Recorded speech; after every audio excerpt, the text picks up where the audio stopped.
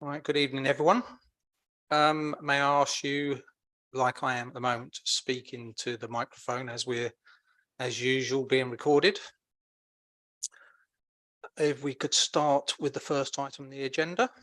Apologies for absence. Michelle? No apologies, Chair. Excellent, thank you. Members, we have before us the minutes from the committee meeting held on the 31st of May 2023.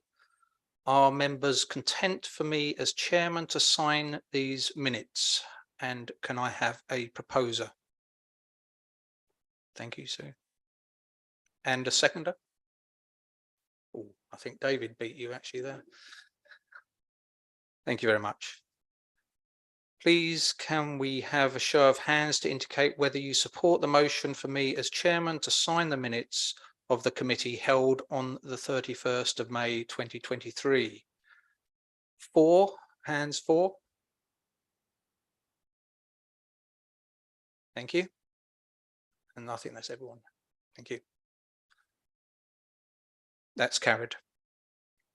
So, quick announcement here, obviously welcoming everyone, and that we have some new faces, which we'll come to in a minute. As members will be aware from a recent email of a briefing note, which was circulated on the 22nd of September. This note gave further information regarding external audit and the risk register, as requested by members at the last meeting of the committee. Now, I understand that people may want to ask questions, but at this moment, we won't be taking questions until later in the agenda.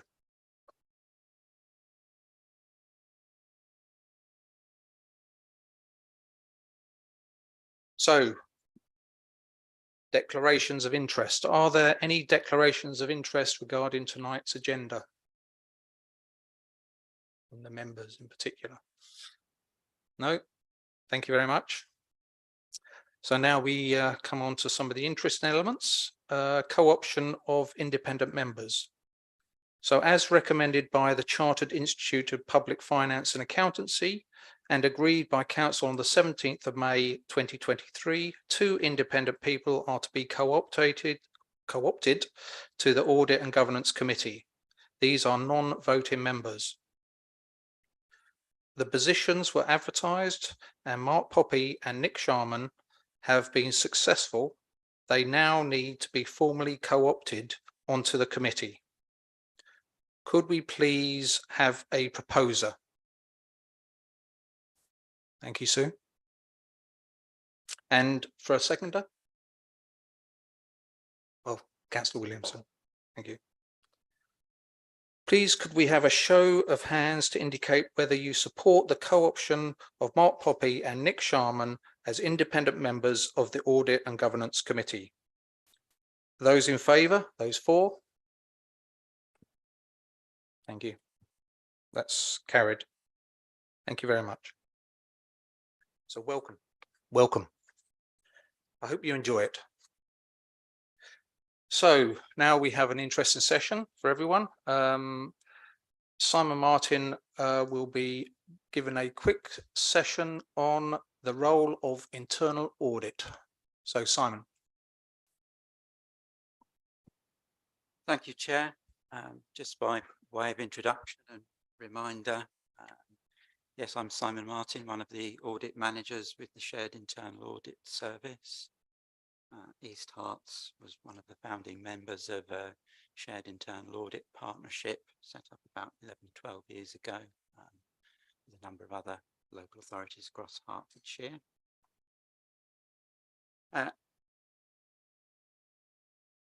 We're going to talk about what internal audit is, what it does, most importantly why it does it, how it does it and the standards that we work to, and what that all means for members of this committee.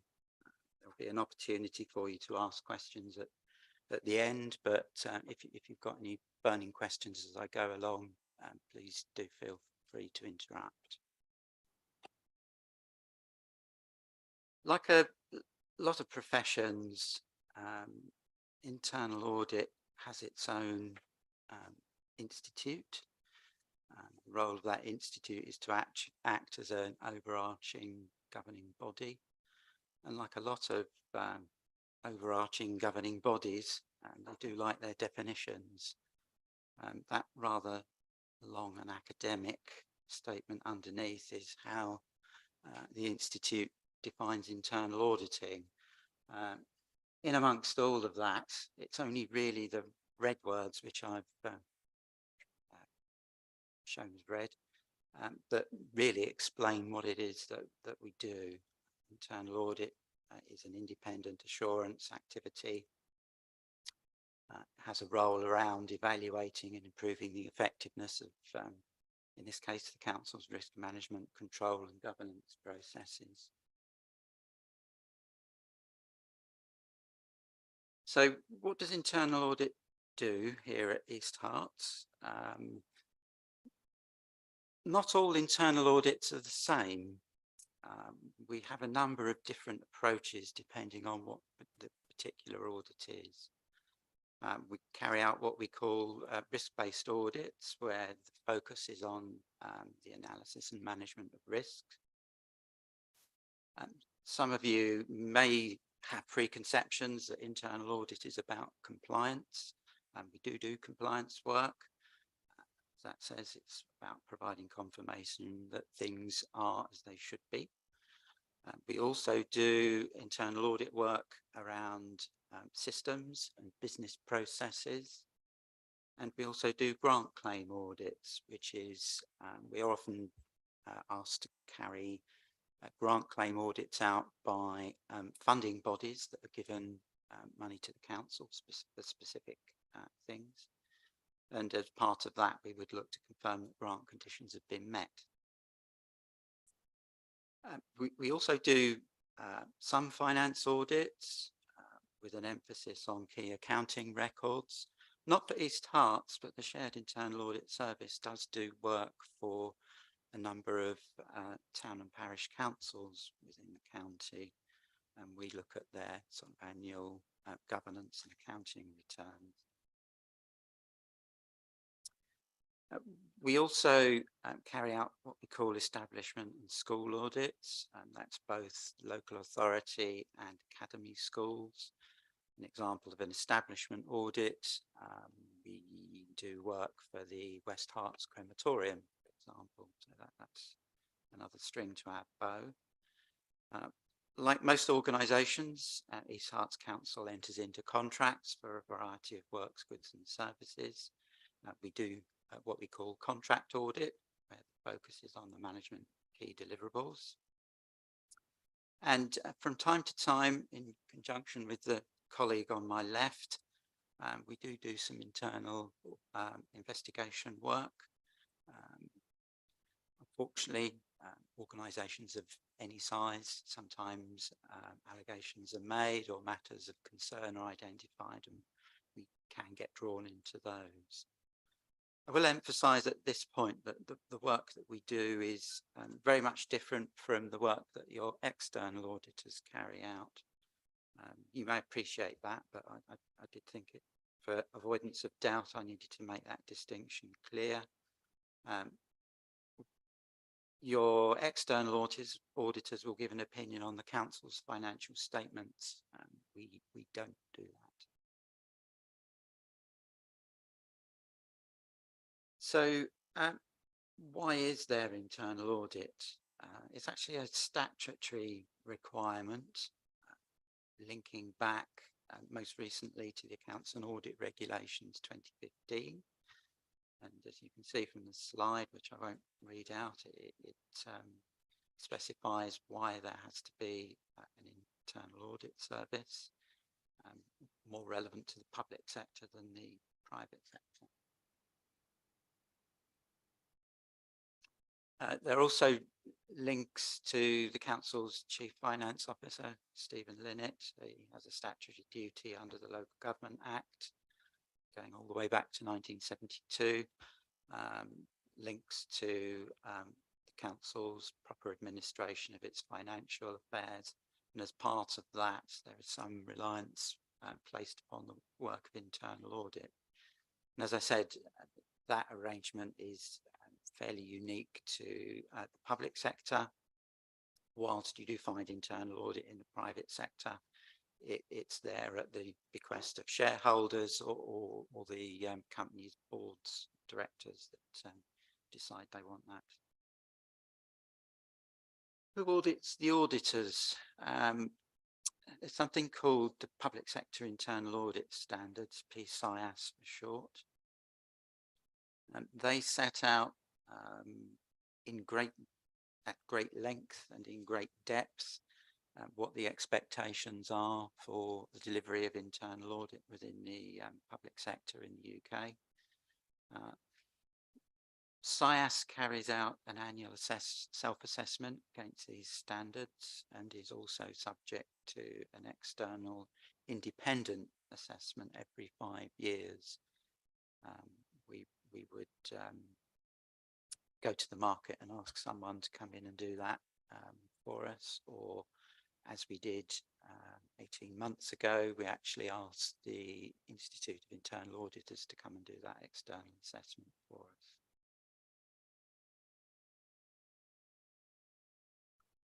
As I mentioned at the outset, East Hert's internal audit service is delivered in partnership with others. There are other delivery models. Some local authorities exclusively have an in-house team. That's becoming increasingly rare these days. Most local authorities find it difficult to get the capacity and capability within their internal audits, in-house internal audit services. So look to neighbouring authorities or elsewhere in the county to set up partnership arrangements. Depending on their persuasion, they may equally decide to outsource the internal audit requirement to the private sector. I might say that the private sector, the day rates that are charged in the private sector are significantly more than if the service were provided in-house or within a partnership arrangement, which was one of the drivers for East Herts going down the route it did when SIAS was set up. Internal audit is a cyclical, an annual activity, as you'll get to appreciate as we move through the municipal year. Typically around December, January time, myself and colleagues enter into discussions with senior managers at the council and other key contacts who we would define as audit sponsors. And in those discussions, we look to identify what the forthcoming year's internal audit requirement will be. And what comes out of those discussions is what's described as the annual audit plan. That, in crude terms, is a list of audits that we will deliver, sometimes described as the annual internal audit plan. It's a requirement of the public sector internal audit standards to have that annual plan of work.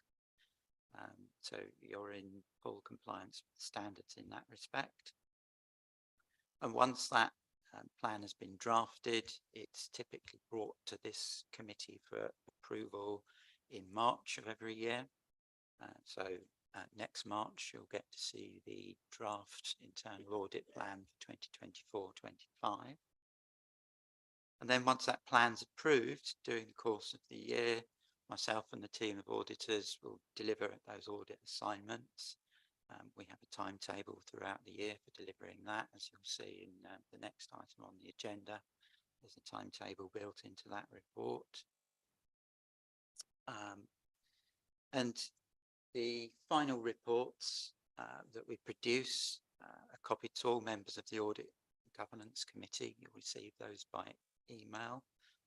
They come from me. You'll get to recognise them in the coming weeks as months as this year's audits come on tap. You'll also get to see progress reports against the annual audit plan that the committee has approved. And that's so you can see that the work is being delivered as was originally determined and what the outcome of that work is, which is arguably the most important element of it.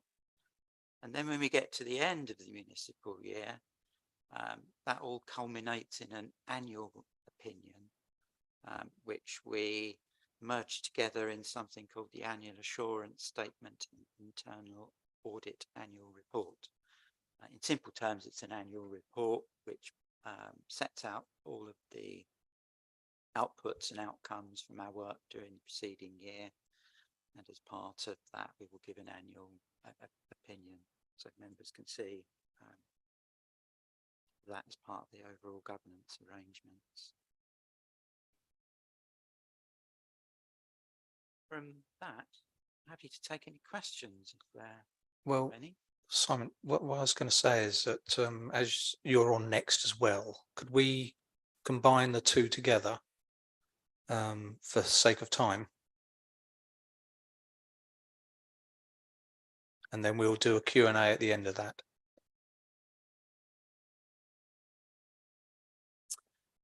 Right. Yeah, as I mentioned earlier, this committee received periodic updates about internal audit activity and the outcomes of its work. This is the first update for 23-24, reflecting work that's largely been carried out in the first quarter of this year. And also provides details of audit work currently in progress. From the report, I'll highlight what I feel are the key points for you, if I may. Paragraph 2.2 shows the final reports that have been issued so far and their associated assurance level.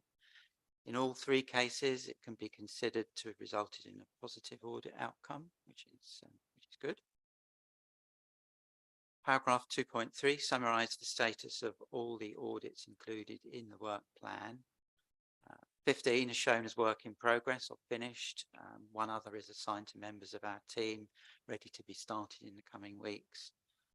We've got 10 there that are not yet assigned to members of the team, but will be by the end of this week as part of our work allocation process. There's more detail on all of those audits in Appendix A of the report. Just to add at this point that there haven't been any changes to the original year's work plan. If there should be any changes, members of the committee will be advised in subsequent progress reports. You'll get to see that with details of why those changes are occurring. In terms of audit outcomes, paragraph 2.5 refers to high priority audit recommendations. These are referenced in our progress reports essentially for tracking purposes. It's shown at Appendix B. There are no new high priority recommendations that have been added to the table since our last progress report. And in there is a narrative which provides an update on the two recommendations relating to payment card security. The implementation of those recommendations is largely dependent on the introduction of some new software, which is in hand. Paragraph 2.7 and onwards to 2.9 shows our key performance indicators and where we currently stand against those. Paragraph 2.10 and 11 just provides a bit of commentary around that and on the vacancy issues we've had within our service over the last 12-18 months. And encouragingly, the recent appointments that we've been made to those vacancies across our structure. The only other thing to highlight, Chair, is Appendix C, which as I referred to earlier, that shows a table giving details of when the various audits are scheduled for delivery across the year. Thank you. Thank you very much, Simon. So open to the members. Does any member wish to comment or ask a question of Simon? Oh, very good. Oh, sorry. Mark. Hi, thank you. Just a quick question. How do you ensure that East Herts gets its fair share of the time of the partnership for its plan?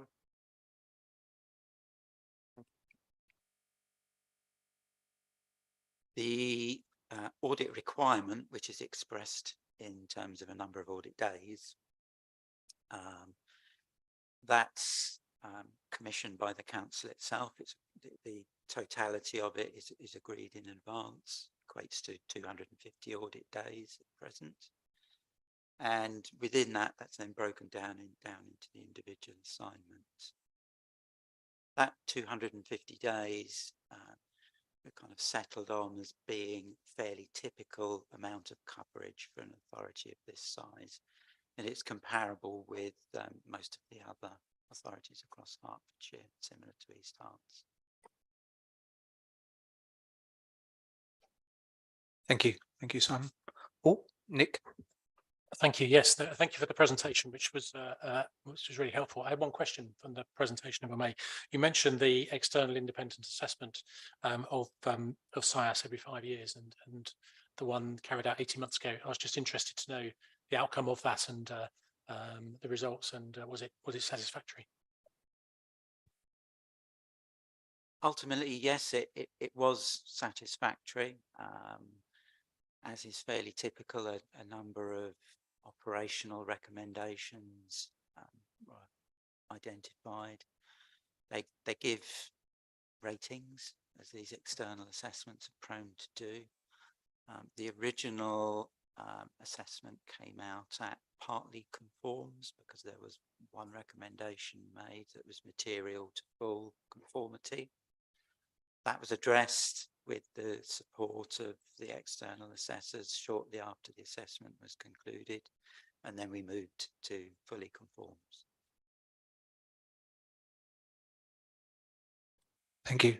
Oh, sorry, David. Thank you, Simon. As a relatively new councillor, my questions may be slightly irrelevant, but my introduction to this council was from a developer who said, what you've got to get used to, David, is that something that I can do in the private sector for 100,000 costs the county councils $1 million because of inflated costs. And we have recently had experience of this in Buntingford, where we know for a fact that the improvements to our library cost about £80,000, but £360,000 have disappeared from our S106 account for that purpose. Now, those are very specific allegations, very hard to get into, as indeed all fraud is. I mean, the number of times residents and constituents of mine have sort of speculated on fraud and backhanders, I could count on the fingers of 20 hands. So that is the kind of toxic rumor that circulates around this council and Herts County Council. And I wonder what specifically your anti-fraud measures do to help on those specific cases, and of sort of dissipating the cloud of suspicion that surrounds all public sector expenditure, I suspect.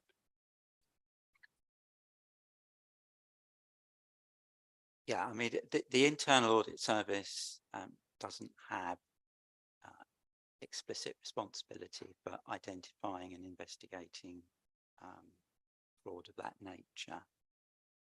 This internal audit focuses internally, but the kind of issues that I think you were, the picture you were painting there, all local authorities have policies and procedures through which members of the public can report concerns of that nature.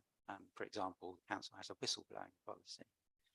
So if there are concerns that a member or members of the public have, there is a means by which those concerns can be reported.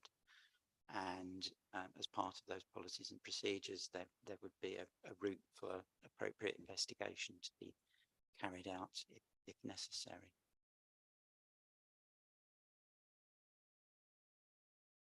Thank you. Any more? No, thank you very much.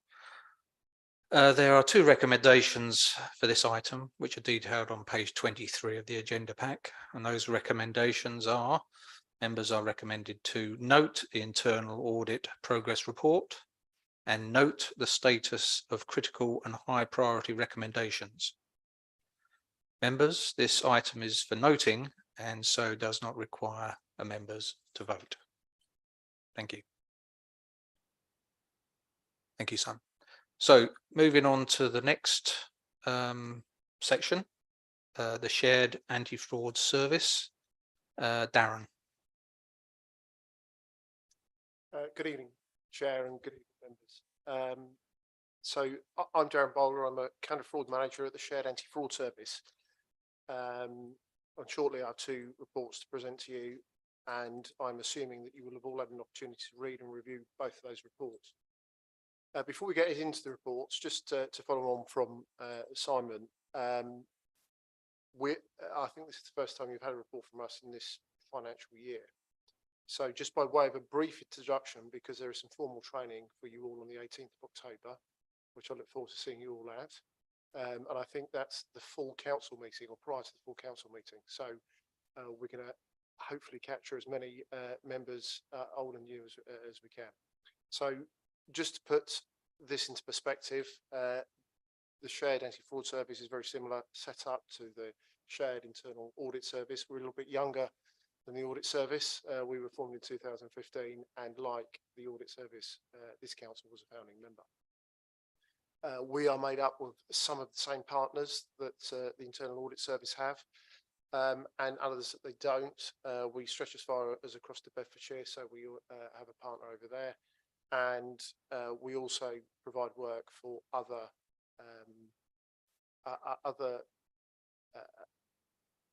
but they're not partners, they're people that we work with. So these include social housing providers, especially the ones that operate within our partner areas. So we get that dual relationship. We do work for other councils and other local authorities who don't have the luxury of a shared anti-fraud service or any fraud response across the eastern region and those counties surrounding the M25 to the west. So we are open for work to support those local authorities, which in turn supports income for the partnership, which is again reflected back for all of the members. So it's a win-win all the way around, all that additional work. And we have 22 members of staff that carry out the work in a variety of different roles, which we'll explain in a lot more detail on the 18th of October. So in brief then, SAS provides a variety of functions for the council, from helping to develop policies and processes to prevent fraud, fraud awareness training for our staff and members around fraud risks. Basically, so everyone knows what fraud looks like in their service area, and more importantly, how to report it when they do find it. We use data and data analytics to help us identify fraud quickly, public and internal communications to help deter fraud, and finally an investigation and prosecution of fraud when all our other defences fail. Several reports regarding fraud make it very clear fraud is the most frequently committed crime in the United Kingdom. Local authorities are as much at risk to fraud as any other business or individual, and possibly more so because of the essential services that councils provide. This council has a good position regarding fraud, both awareness and prevention, and of course with its early adoption and continued hosting of the Shared Anti-Fraud Service. As I mentioned, some other councils don't have that luxury. So moving to the annual report for 22-23, which comes with a recommendation to note the activity in delivering the plan and other fraud work to protect the council. Members' attention is firstly drawn to the reports described at paragraph 4 of this report, with recommendation for their review. And also your attention is drawn to paragraphs 5 and 6, which are on page 36 of your bundle, to provide the national perspective of fraud across local government. The report details the composition of the Shared Anti-Fraud Service team and the allocation of resourcing across the council and the service areas where we are deployed.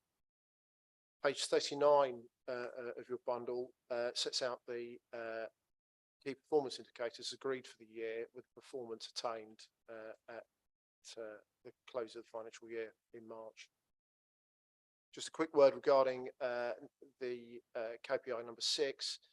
For those that aren't aware, the National Fraud Exercise straddles the financial years. It's a biannual exercise. The output is currently still being worked on, as mentioned in that report, and the complete outcomes will be reported on subsequently.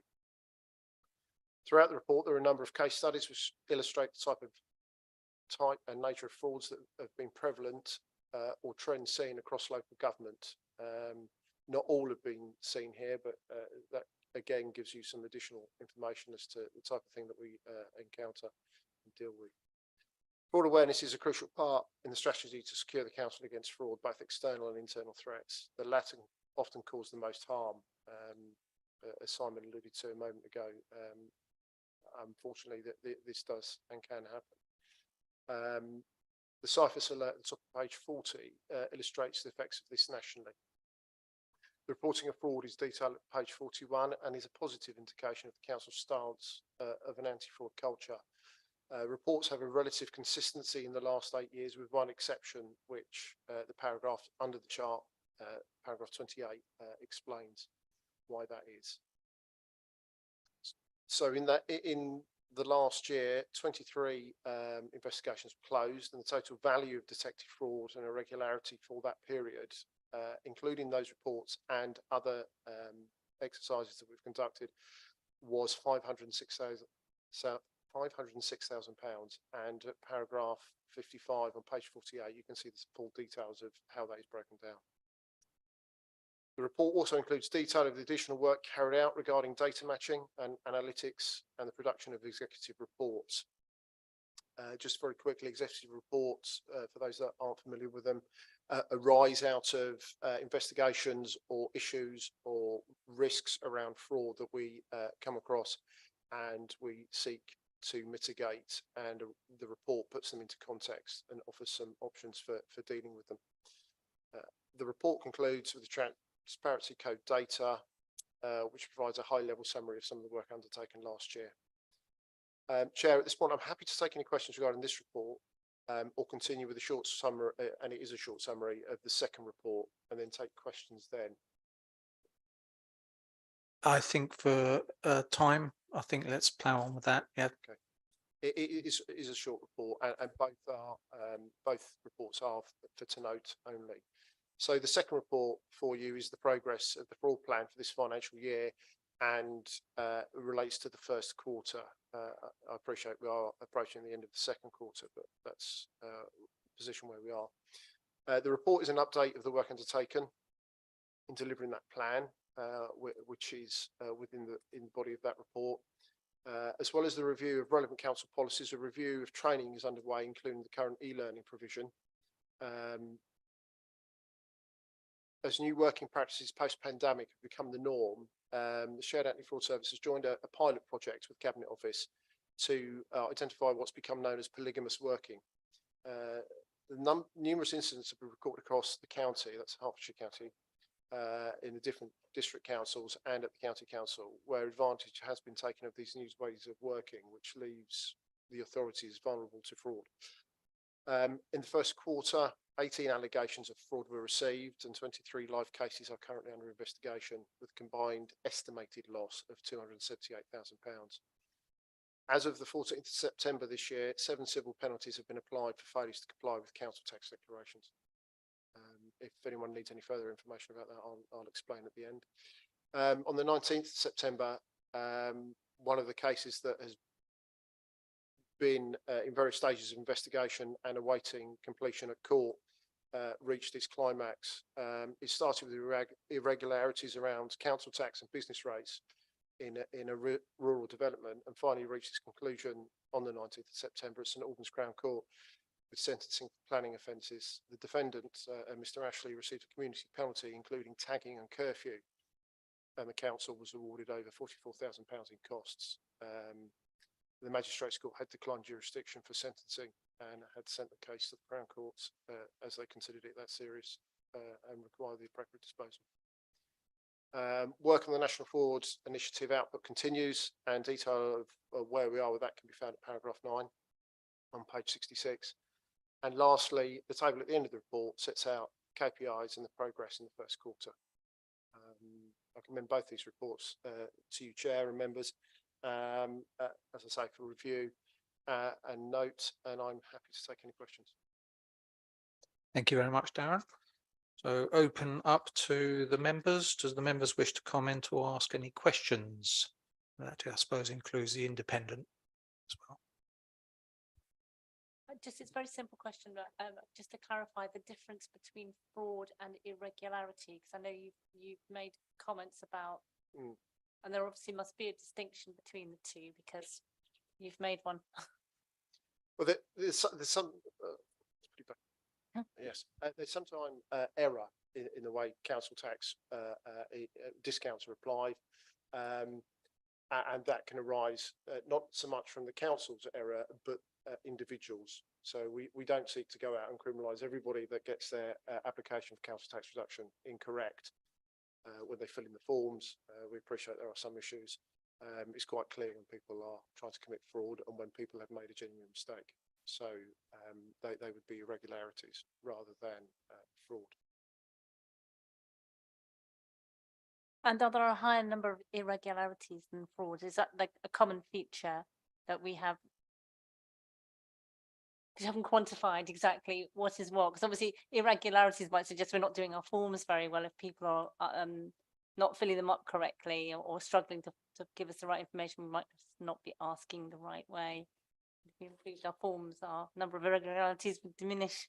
I'm just curious which is which. I think it's human error, if I can put it in the nicest possible way. The forms are pretty much standard, if not identical, across all of the councils, and follow on often from DWP forms, which by their very nature can also be quite complex because of the volume of additional information that depends on several benefits. So those forms are sometimes come into the council to administer the council tax reduction. So there are issues with how that can be dealt with as they're processed, sometimes by the DWP and not seen by the council, and the council then pays that money. So when they find out that there's been an error, then it's a retrospective correction, and that's where we get an irregularity, and then that money is recovered. So whilst it's not fraud, there is money leaving the council that shouldn't be. So we seek to bring that back and report on that as part of the transparency data. I just think we should slightly make that clear because it's obviously, I mean, I know all about DWP forms in my day job, and I think you need a degree in accounting to fill one in. To be perfectly honest, they are, I think, deliberately difficult for people, deliberately confusing in some senses. So there might be some space in there to kind of like improve the way we process them, especially if we're getting the same ones every single time, and also because it kind of gives the idea that irregularities are something that people are deliberately doing when clearly they're not. Actually, it's just that the forms aren't very good. So just to clarify, a different definition or some explanation of what an irregularity might be. I mean, the other situation is where we do reviews on council tax. I'm using council tax because it's the obvious example. It's not always just that case.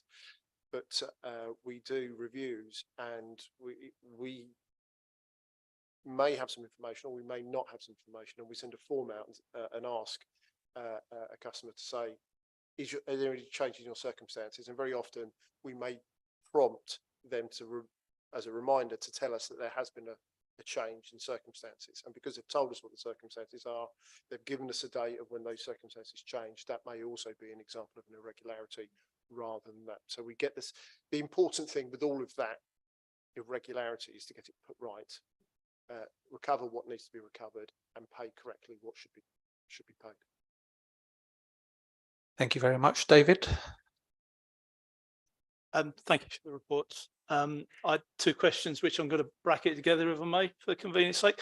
The first one relates to paragraph 39 on page 44 of your report, or page 44 of the bundle, where it says it's estimated as many as 148,000 properties in England could be subject to tenancy fraud, but that because we don't hold any social housing stock, the providers have neither the legislative powers nor the skills to investigate this type of tenancy breach. Perhaps if you could just explain what happens in those circumstances.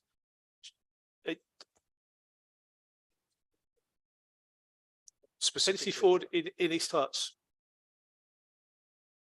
So It starts at the very door of the council, in short, because the council is responsible for the housing waiting list. So people can get onto a housing waiting list and be allocated housing because they've declared a set of circumstances which aren't necessarily accurate. Their need may not be as great as claimed. They may already have a council property somewhere else. They already may have a mortgage somewhere else, but present as homeless and need support. It's not huge, but there are a number of those, and a lot of it comes out of the National Fraud Initiative, because when someone presents to the housing team, no one can know what they don't know. Short, we have to take these people at face value, and there are some checks that they do, but they don't have access to all the information that's being concealed from them. So that's where that happens. And then those people could be given a social housing property through your social housing providers, which there are a number in the local area. And then that has taken a place where your genuine person in need can't obtain. So we have someone that's made a false declaration from the start, and then it goes on. Then we have people that go through that process, declaring exactly what their circumstances are. They attain a property, and then that property either becomes abandoned for reasons, multitude of reasons. Personal circumstances change. They don't comply with what they should do, and is tell the social housing provider they're no longer living there. Sometimes they're sublet.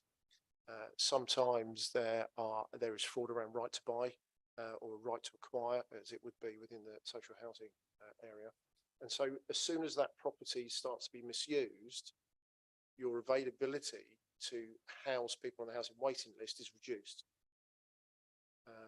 And that is where the loss is, because you've now got people in temporary accommodation for both circumstances who may be higher in need than these people that are now abusing the social housing system. I understand that. What do we do about those? So we work with social housing providers that covers East Herts. There are 4 social housing providers in the Hertfordshire area that we work with very closely and provide a fraud service. We do training for their housing officers. We work very closely with the housing team here, and we're currently supporting them with their National Fraud Initiative matches, which processes data and brings up these anomalies, and offer training to them as well. So it's quite a holistic process. The numbers are not huge, but the impact can be potentially. So that's why it's raised at that level. And the figures that are quoted in that report are very high, because the report came out in April. So it's using current market values. The current one that's used, because that's not been formally adopted yet, is £18,000 a year for the misuse of a social property. And that then, you know, when you consider how much rent might be over a 12-month period, that £18,000 seems quite low, especially in comparison to that report. So that's where the figures come from, and that's how we set about partnership work in between the social housing providers, the team here that allocates the housing, and from members of the public who are very willing to let us know when things are wrong. David, yeah. Separate question, if I may. Page 45, paragraph 43, talking about the NFI matches. We received 741. You mentioned what happened to the 184 high priority matches, which have been reviewed and closed, but unless I've missed it, you don't mention what's happened to the rest. We are about 25% complete of all of the matches. It is a work in progress, because it's a very time-consuming process.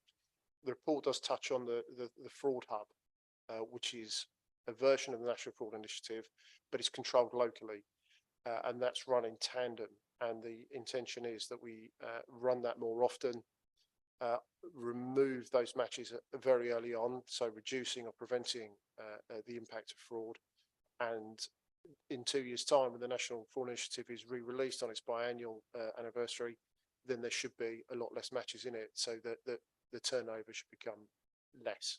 So at the moment, it's a lot of work, which is why we're supporting the different services here, and it's over and above business as usual every 2 years when it comes out. Sue. Hi, I just wondered how effective training plans for staff and public awareness is having a good effect on driving down fraud. Have you got any data for that?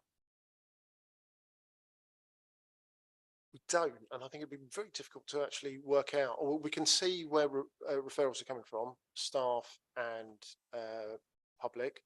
We do quite a lot of press releasing, so successful cases, like I mentioned in that last report, that receives some media attention, and we have all our contact details for members of the public. So sometimes when we do things like that, and every year there's a National Fraud Week, which is in November, and we put messages out for that, and we're building up that campaign already for this year.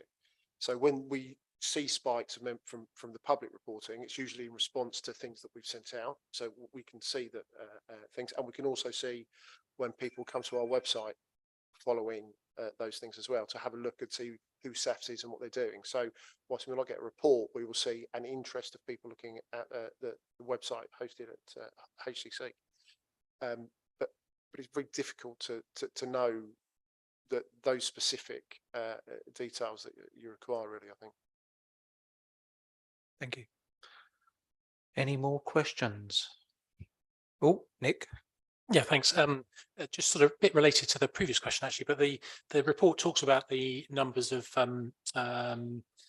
reports of and allegations, which has been fairly stable for the last few years in East Herts. I was really interested to know whether you see similar patterns elsewhere, whether East Herts is different, whether you see increasing or decreasing reporting levels, and if so, why that might be.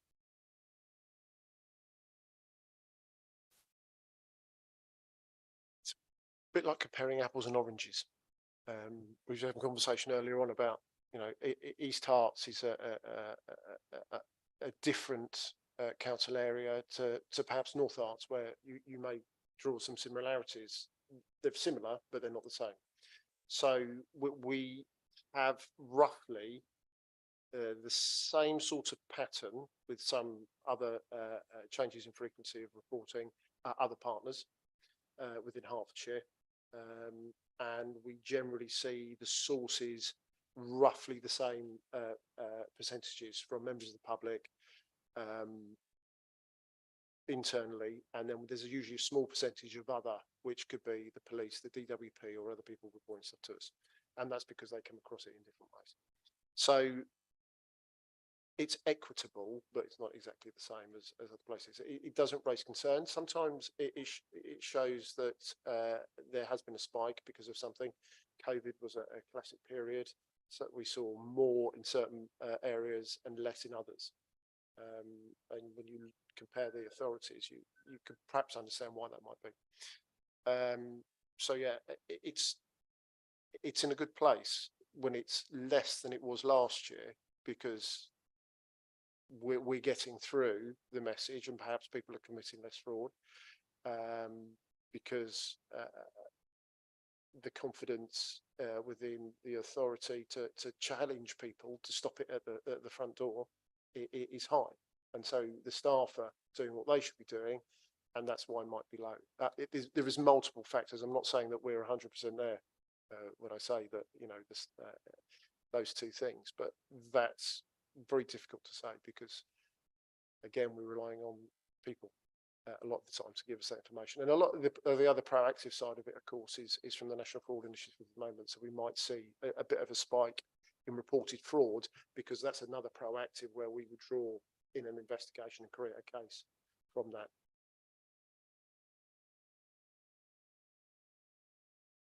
Thank you very much. Oh, Councillor Chris. Sorry, just one very quick and last question. I note that in paragraph, oh, as far as about the business rates, not paragraph 50, I think it was, about the planning application.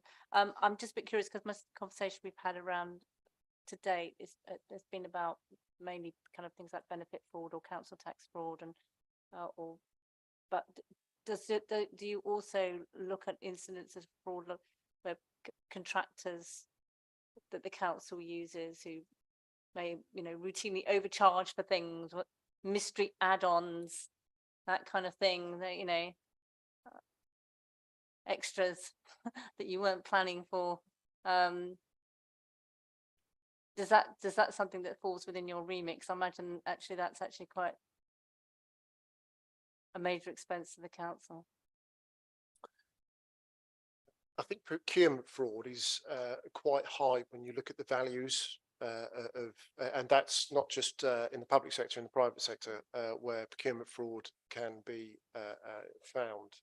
And the values are really, really high. And when you see a procurement case that gets some press attention, the values are astronomical. And that's because when it does go terribly wrong, we're talking about big infrastructure projects where there can be a way of hiding extra charges. In smaller procurement issues, there's less wriggle room to inflate prices. I'm not saying it doesn't happen. So that's why you see it highlighted as being a high value. In practice, we don't see a lot of it. It's not a unicorn by any stretch of the imagination. It's there.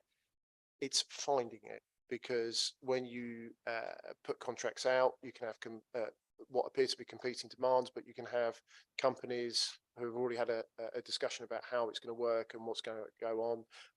People can be on the inside of an organisation and inviting it in, or vulnerable to being a part of it.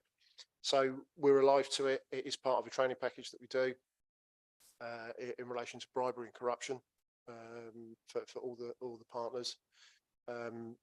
So whilst it's big numbers in value, the numbers in reported procurement fraud is quite low, and that in itself it is worrying, because it's a collusive enterprise, and that's what would worry me about all of these things. But the controls that in local authorities are much tougher than they are in private industry, I would suggest. And Simon, to my right here, will be acutely aware of those sorts of audits around procurements. So it's there, but it's not there like you might believe from the media. Thank you. So I've got to go through, I'm afraid, the details here. So for the first part, agenda item 8, there are 2 recommendations for this item, which are detailed on page 36 of the agenda pack. The recommendations: the members are recommended to note the activity undertaken by the Shared Anti-Fraud Service to deliver the 2022 and 2023 anti-fraud plan for the council, and also note the other anti-fraud activity undertaken to protect the council. Members, this item is for noting and so does not require members to vote. So relating to agenda item 9, there is 1 recommendation for this item, which is detailed on page 65 of the agenda pack. And that recommendation, the members are recommended to note the progress by officers and the Shared Anti-Fraud Service to deliver the 23-24 anti-fraud plan for the council. Again, members, this item is for noting, so does not require members to vote. So thank you very much, Darren. And if you want to hang around, feel free. If you want to leave, you feel free, and the same with you, Simon, as well. Thank you. Thank you very much. Right, so we move on to data protection updates. Tyron? Yeah, it's me. Yeah, thank you. No worries. By way of introduction to new members of the committee, my name is Tyron Sudders, the Council's Information Governance and Data Protection Manager. I also act as the Council's Data Protection Officer. Just to a bit of background and purpose of the report I'm bringing to you this evening. Essentially, its main purpose is just to report on the number of breaches reported to me and the number of subject access requests that have been received by the council. And those are requests for personal data. And that's to note and to provide any observations. So over the last reporting period, we've had 14 reported data breaches, which remains acceptable, particularly given the amount of personal data the council processes on a daily basis. One of them was reported to the Information Commissioner's Office. That was because that was due to a ransomware attack on one of the council's suppliers, one of the software providers used by a supplier. So not us, great, but one of our suppliers to which we do need to assure certain levels of security. So that's the reason why I chose to report that to the Information Commissioner's Office. Reported that roughly 2 months ago and haven't heard back from the ICO, which is good. No news is good news from them. It usually means they're satisfied with the actions that we've taken, and they'll usually get back to us with just that's fine, we've noted that. Of the other breaches, there were 12 human error. Of course, no surprise there. Human error is always the most common reason for data breaches. Just give you a brief summary of the human error breaches. There were correspondence sent to an incorrect recipient. Personal information was added to an internal meeting room calendar. And we also had a community protection order issued in error. So to address those, where there were software issues, those were immediately investigated, actions implemented, and then monitored with the suppliers. Where incorrect recipients received information in error, we contacted them and asked them to destroy the information as soon as possible and confirm in email that it had been destroyed. Where appropriate, we contacted the affected person to let them know, to offer an explanation and apology. Of course, that's not always appropriate because it may sometimes cause undue stress. So that's where we sort of have to take that judgment call. And of course, officers responsible were reminded of all the relevant procedures the council has in place and the serious consequences of data breaches. We also had one data breach that was caused by a data loss event. Essentially, a few officers lost access to data. However, the IT service was able to restore that to the latest backup. And we worked with officers just to check if any data was still missing, and there was none that was reported to still be missing, which was good. And then just on the subject access request, we had 11 over the last reporting period, and all of them were processed within the 1 month statutory time limit. So happy to take any questions. Thank you very much. So members, any questions? Bob? Thank you very much, Chairman. Thank you for the report. Human error is going to happen, isn't it? So don't take this question the wrong way, but on the basis that it does happen, are we sure it's not the same person every time? Yes, in this case, there was one person responsible for both, and they were given appropriate trainings. We sort of went above what we usually do with human error is share the learning. So following this committee meeting, we share the reported breaches we've had, and of course communicate with people so that they learn what other officers are doing wrong, essentially. But yeah, we do. If it is an officer who's done it more than twice, we do take additional steps to make sure that it's not done again. And given your answer, which is that one person's gone wrong twice, is that person now sort of under control, or? Yes, we very don't know much so. anymore? Yeah. And then just a similar question. Over the years, is our level of human error, basically more or less the same, or is there a direction of travel? It'd be nice if it was coming down, wouldn't it? Yes, it's more or less the same. It stays at sort of stable level, which is good. Of course, if there is a massive increase in them, then that would be reason to get more concerned. But they stay at an acceptable level. Thank you, Sue. I just wonder when there is a data breach and it causes distress to the person, is there any support available for them? Yes, so that will be on a case-by-case basis. If we can implement actions, we will, particularly if there's any actions that they can take, because they may not be aware, of course, not really sure. what's happened to the data, etc. So that's part of the sort of risk analysis process and the actions that we take. So if we can identify any actions that we do tell them of that sort of thing. But also going back to my previous sort of statement, sometimes it's best not to tell them, particularly when we know we're in control of the situation and that the breach is being contained and has gone no further, because of course that would cause more distress. If it causes emotional distress, is there any sort of counselling service available for victims, or education available how to, I suppose, if they're not always responsible themselves, are they? So Yeah, so I mean, we could look into that. Of course, there are loads of sort of mental health facilities, etc. Something they could look into independently. And if luckily we haven't had any breach of that level that caused that level of undue distress, but that if that did come up, would be one of the actions that we would take. Yes. okay. Thank you. Any more questions? I have one question. Do you sort of do an annual cull of data or retire data? Do you have sort of expiry dates for data? Yes, we do. So the council has an adopted data retention policy and retention schedule, which details all of the categories of data and how long they should be kept, well, must be kept for, and what happens post that retention period, be it destroyed, archived, etc. Yes, so that is in place. Excellent. Thank you. So on that basis, thank you very much, Tyron. Members, the recommendation for this item is detailed on page 77 of the agenda pack.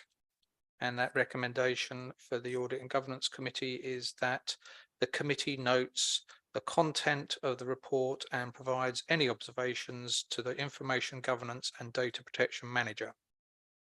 Members, again, this item is for noting and so does not require members to vote. Thank you very much. Yes. Tyron, do you want to, you could stay, you go. Thank you. So item 11, Councillor Britton. Thank you, Chair. Item 11 is to do with assets of community value. And this report updates the committee on the list of assets of community value shown in Appendix A. This relates to legislation passed in 2011, whereby community groups can nominate particular assets as having community value. And once listed, these assets get a small amount of protection, in that any sale of the listed asset has to be delayed by 6 weeks to give a community group chance to enter the bidding process.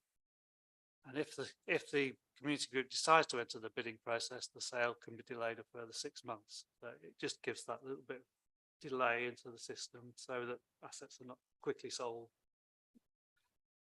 against people's wishes. The process for nomination is described in paragraphs 2.5 to 2.8. You'll obviously may have seen the list. It's quite a short list in East Herts, but it is a statutory requirement to maintain this register. And the recommendation for the committee is to just review the register each year. Thank you. Thank you, Carl. Members, any questions at all? Oh, yes, sorry, Sue. There are a lot of pubs on that list. Funny that.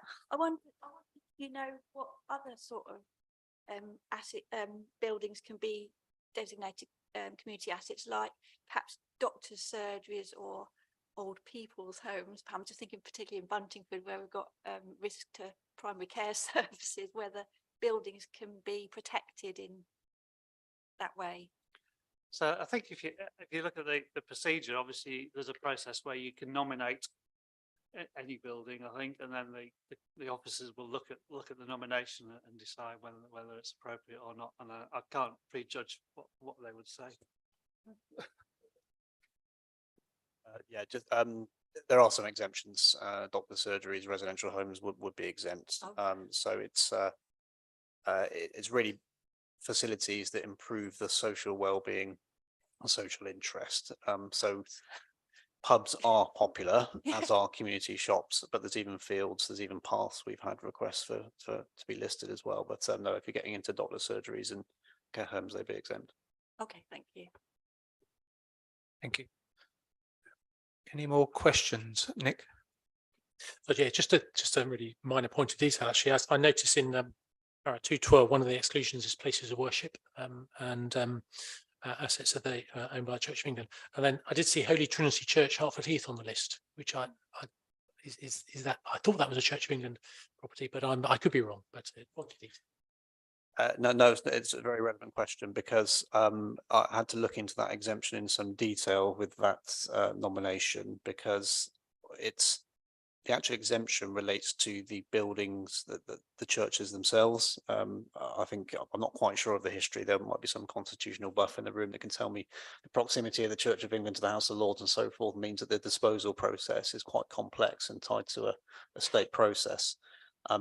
Church of England land holdings generally, if it's got a community hall or a school in it, are not exempt. That was my reading of the bit of legislation. Actually, the nominating group put it in when we contacted the school. They did come back and say, pretty sure we're exempt. I went back with my narrative saying it's not actually a place of worship, it's a school, so it's separate and therefore it's not, and they didn't challenge me on that, so it was listed. Thank you. Bob? Thank you very much. In my view, this is clearly a good thing. I think I read in the report that after initial publicity about CVAs, there's not been enormous demand for them, which is a little bit disappointing. I mean, it could be there are only so many pubs in East Hertfordshire, I suppose. But is there any scope to publicise this facility so that it's more known, perhaps? I don't know, make sure all the town and parish councils are fully aware, etc., etc. But it would be a shame if people don't call on this facility when it's there, I think. Yeah, I thank you, Councillor Deering. I think it's a good point. I mean, I certainly, whenever we're contacted about it, and it's usually a similar theme, which is we've got a pub in the village, which looks like the new owners closed it down and they're going to turn it into residential. That's a common theme throughout all of this. What can we do to stop this? And I always say, well, the planning process is paramount and can't interfere with that, but it will certainly do you no harm putting this on the register and slowing up the process, and at the very least frustrating the owner. That may achieve something, even if a long-term goal isn't achieved. So I think perhaps we can do that, maybe something in the members information bulletin, just reminding people to do it that way, and maybe no harm doing something publicly as well. At the moment, it's very reactive. We wait for people to come to us with their nominations. So I think it's a good point. Thank you. Sue again. I just wonder when the part of the problem is that people think that's a good idea, but then accessing funding to go ahead with a purchase is a very difficult thing to do as a community. Yeah, I think that is absolutely the case. The amount of groups that will nominate an asset but actually do not have the resources to acquire it in any way is really, really high. But actually, that's kind of irrelevant for the nominating process. As I said before, if that scenario, or if you're trying to protect the local pub, and at the very least, just to slow down the process, that might be your objective, and that's fine. Having said that, there are one or two groups that have operated locally that do have the resources at their disposal to acquire these assets, and haven't always met with a sort of favourable landlord in doing that process. So yeah, I do accept that sometimes the group getting together the cash to do it is a problem. Sometimes that isn't always in the forefront of the community group's mind. It's just about trying to stop the process. Thank you. Jeffrey. Thank you. Thank you, Chairman. Appreciate this is perhaps going a little bit off topic because we're only asked to review the register, not review the policy. But I wonder if I could ask the question. Looking at the register, I mean every asset of community value has an expiry date on its on the register. Is that down to legislation, or is it our local policy that sets that? I mean, I noticed the periods can vary, anything up to about 5 years. It seems to me that if an asset is declared to be of community value, then that's unlikely to change. So I just wondered why we have that expiry date in there. Thanks. So the 5 years is set within the regulations. So that's the timescale that we work to. obviously it can come off the register beforehand if it's disposed of. So, for example, if the owner of the property decides that they want to put it on the market, they let us know. We give the nominating groups a chance to build in that moratorium period. If that then expires, they're free to go ahead with the disposal, comes off the register. In terms of that, you're right, Councillor Williamson. In terms of the renomination process after 5 years, in most cases, not a lot has changed. So if they do renominate, it's a fairly straightforward process. Unfortunately, we do have to go through the hoops of taking it off and then having it renominated again. So it's slightly frustrating, but that's how it is, unfortunately. Oh, two more questions as well. David was actually beat you, Bob.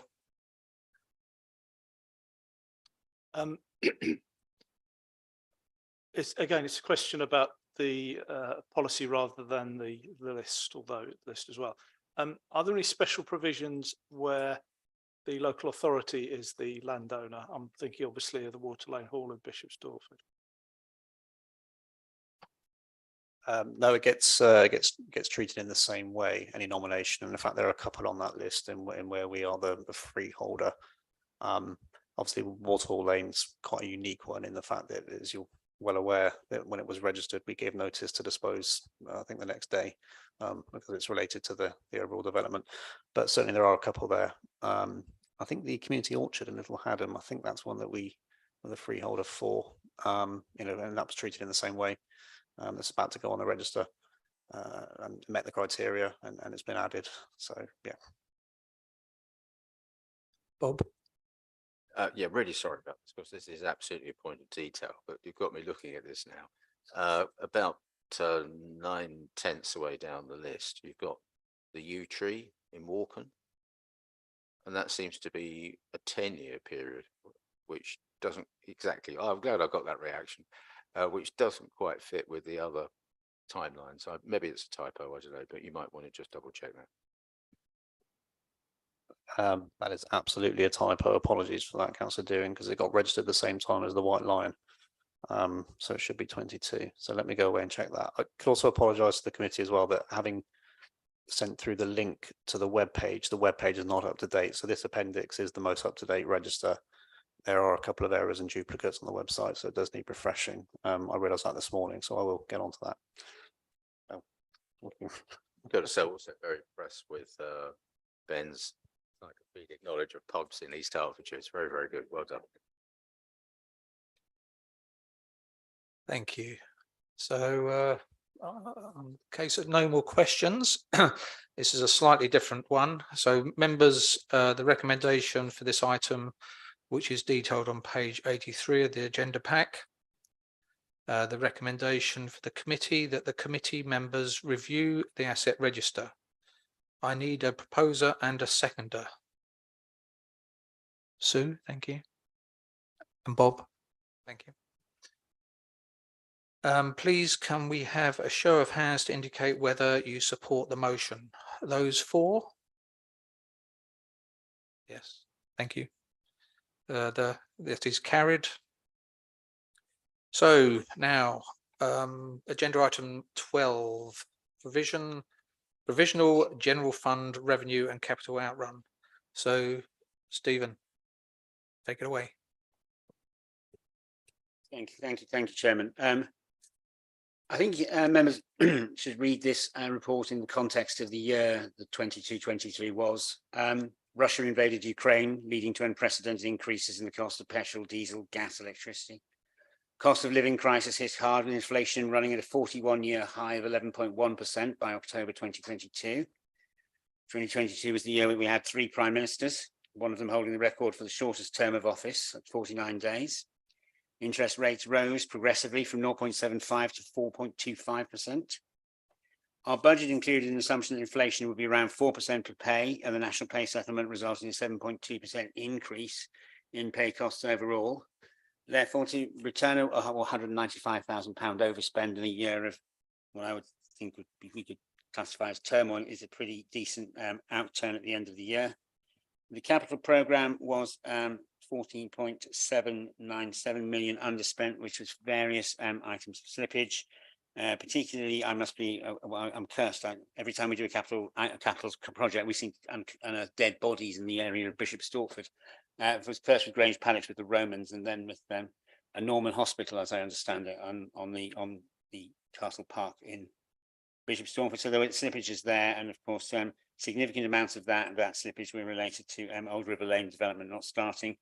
And in the main, the budgets, mainly the borrowing, the budgets will carry forward into the next financial year. And once again, when we come to the budget process culminating in council deciding the next budget and capital programme in March, we'll adjust those budgets again to take into effect the economic reality of where we are.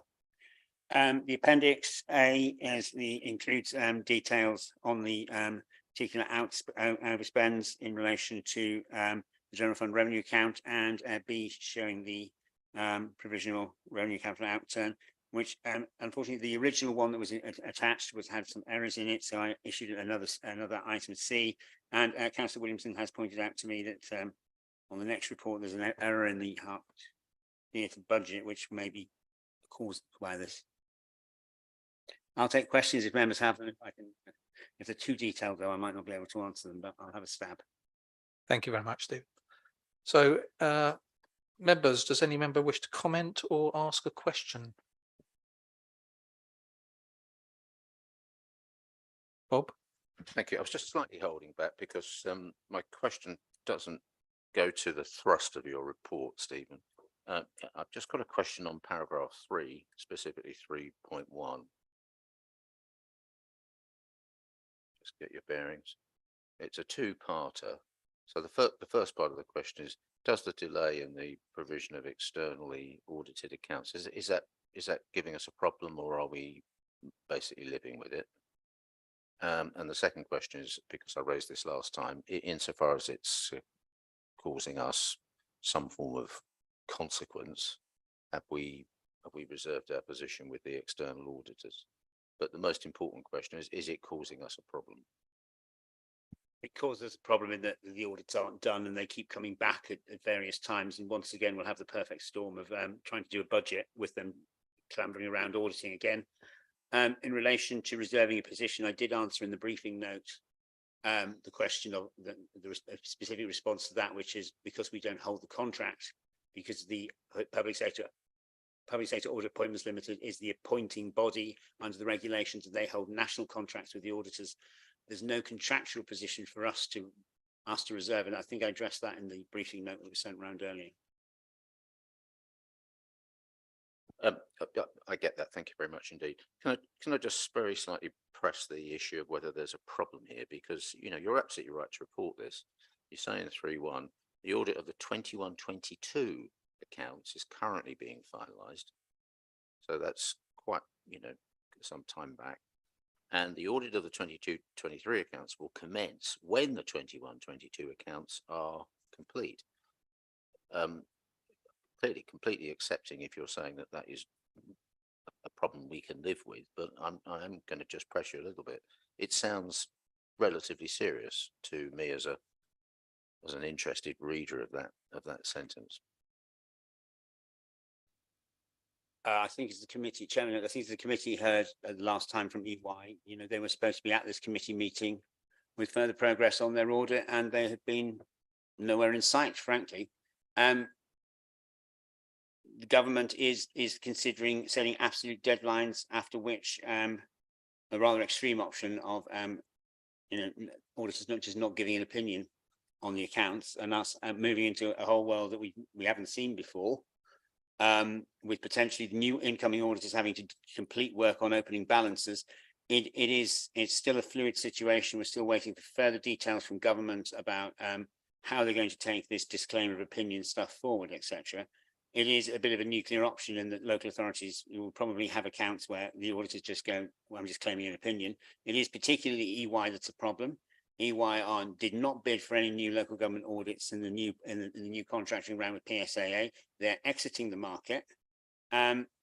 Obviously, EY is not a place to be working if you're into public sector audit, and the auditors we have seen from them haven't had the first Scooby-Doo what they're doing about things like collection funds. So we've had to be able to give them a basic 101 training in what exactly a collection fund is, etc. You know, they make promises that they'll come in and do the work, and they don't come in and do the work. And they made a promise to you, Chairman, and the rest of the committee, they would be at this committee meeting with further updates on their audit work, and I don't believe I've seen them. So it's presenting a problem in that they will undoubtedly choose the worst possible moment when we're in the middle of doing budget papers or something else to come in. As Audit Services, who are the new external auditor, which PSAA have appointed for the next 5-year cycle of audits, will come to the November committee with an audit plan. That audit plan will obviously be caveated that they can't commence work until EY get out of the way or have completed their work on 22-23. I can only say to the committee that I and my staff will continue to work as hard as we can to get EY to come in and audit this stuff. All the working papers are present, etc. But time is passing, and it's now, you know, I've had members of staff retire. You know, they've retired, and you know, they're still auditing their work, etc. So it is becoming a bit of a drag. But we are in this, it's not a position that East Herts finds itself in uniquely. In fact, within Hertfordshire, we're in a pretty good position because Watford, Stevenage and Watford and Stevenage, I think, still haven't had their 18-19 accounts or their 19-20 accounts signed off yet. So there's the risk that in cases where they're that far back and not audited, they will get to claims of opinion. But we'll try and push as hard as we can with EY to get these audited. But there will be communications exercise to do with the public if disclaimer of opinion is introduced. Fortunately, it doesn't affect us because we don't have a credit rating. In fact, most of the local authorities who had credit ratings are the ones who are now distinctly dodgy financiers, to say the least, because they were overextending themselves in markets that they really shouldn't have been in. I can do no more. I don't have any. I can complain to PSAA, which is the normal route that you would take, and all the PSAA will do is, we know there's a problem. There's nothing we can do about it. So we are where we are, as they say. Thank you, Stephen. Do you mind if I just come back one more time? I asked the question for the substantive reason, first and foremost, which is if it's causing us a problem, clearly we need to know.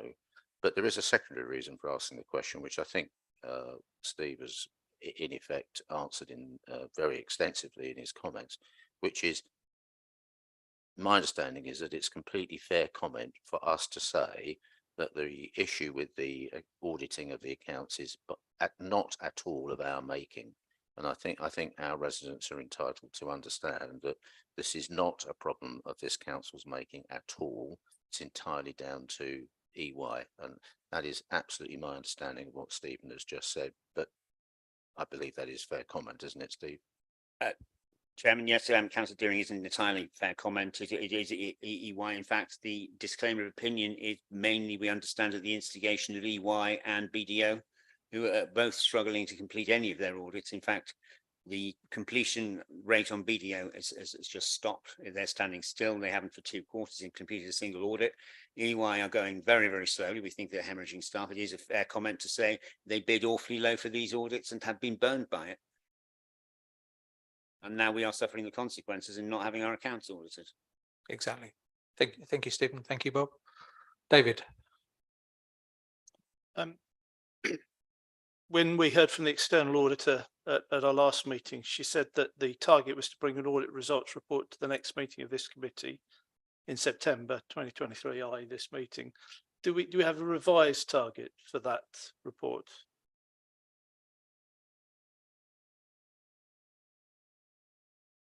Chairman, haven't seen them to ask. Just tracking them down to ask is difficult enough. I've moved them on the work programme onto the next meeting of the committee in November, when as Audit Services will present their audit plan. So I can impress upon EY that you're expecting this report and you expect it to be done, and see what they say. Thank you. Yes. Thank you. Sue. I mean, I'm completely ignorant on this, but is there any legal proceedings you can follow to get them to do the work? I don't know. It seems ridiculous to me. I think I've covered that in the briefing note I sent round to members prior to the meeting. So no problem, Sue.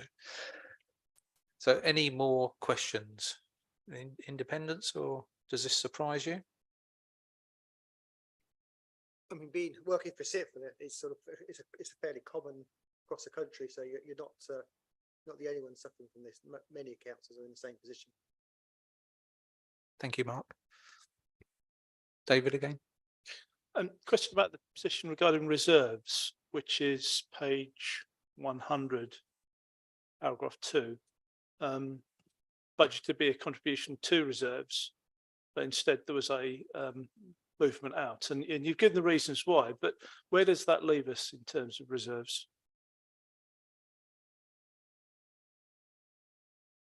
To the nearest million. I'll have to look that up. I'm afraid I don't have that figure in my head, Chairman. I'll have to look that up. No problem. I mean, if we included it later, you'd be fine. Yeah. Thank you, Dave. Okay. So the formalities here. Members, there are 2 recommendations for this item detailed on page 94 of the agenda pack. The recommendation for the Audit and Governance Committee is to note the general fund revenue outturn of £195,000, overspend to be funded from the general reserve, and the capital programme was underspend by 14.797 million due to slippage caused by various factors, including archaeological finds.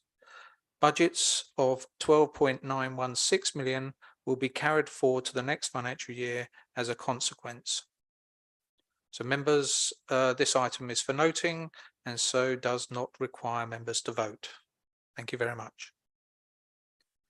Moving on to item 13, budget monitoring forecast outturn to end year 23-24. Stephen. Thank you, Chairman. The Q1 budget monitoring forecasts our expenditure for the financial year 22-23, and as at the end of Q1 of June 23, we were forecasting an outturn overspend of 403,000 on revenue and an approximate forecast overspend of 490,000 overall on the capital programme. But to note that we're currently forecasting an overspend of 2.645 million on Hertford Theatre. As Councillor Williamson has pointed out to me, the budget is incorrect on the face of the appendix, and it should be the 24.105 million it's judged against. But at the moment, we are still assessing it in Hertford Theatre the exact extent of the overspends on the building works that are going on at the moment, and that's building up to the Q2 forecast that we're currently working on. The appendix A has a revenue position detail, and Appendix B is the summary significant variances for members' attention. Appendix C, capital. Appendix D, we include the debtors position. We are currently in the process of centralising credit control from departments centrally into finance. We are currently working on the movement of our ledger system, our advanced E5 system, from an on-premise server to the into the cloud, where Advanced will manage it directly for us.